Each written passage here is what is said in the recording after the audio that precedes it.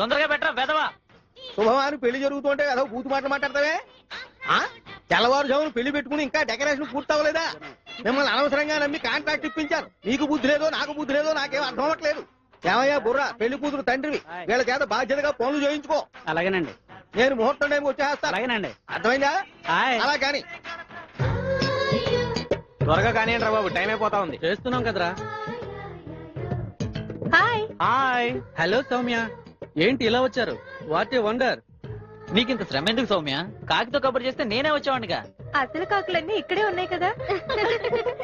అట్లా బుద్ధి చెప్పుండ్రి, మా ఓనికి బొత్తిగా నాలెడ్జ్ లేదు. అంటే నీకున్నాడు కదా. ఓ మస్తుగుంది. మరి వినయ్ నీకు? Full knowledge. ఉన్న పళంగా మీ వెయిట్ ఎంతో చెప్పమంటారా? పోనీ మీ హైట్ ఎంతో చెప్పమంటారా? లేదా మీ మెజర్మెంట్స్? ఎనీ క్వశ్చన్ ఏదైనా అడగండి, ఆన్సర్ చెప్పేస్తాను. నేను గంతేలేండి, మీరు వేసుకున్న చెప్పుల సైజు టకీమని చెప్పగలను. ఏదో కాంప్లిమెంట్ ఇచ్చినట్టున్నారు.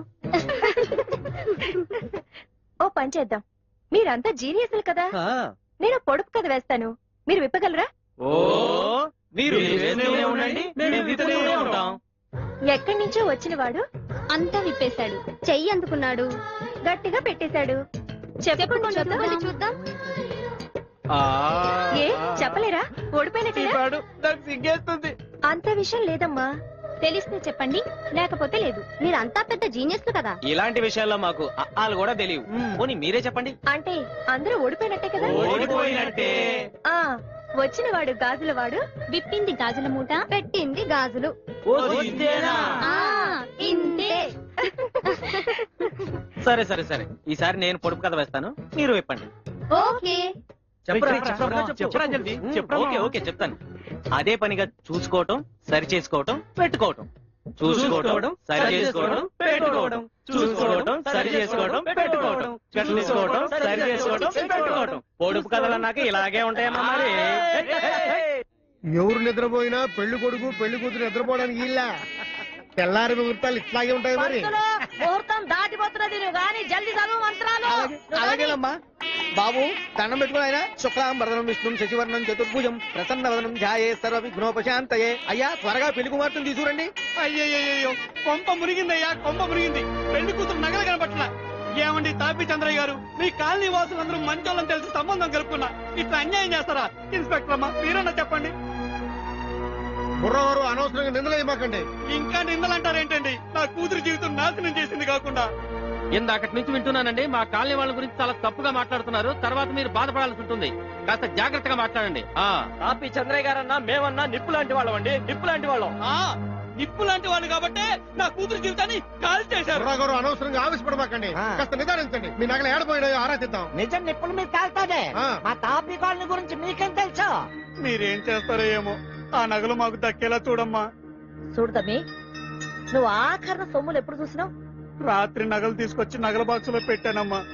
తర్వాత చూస్తే నగలు కనపడలేదు. నీకు మళ్ళా ఈడెవరి మీద నన్ను అనుమానం ఉన్నదా?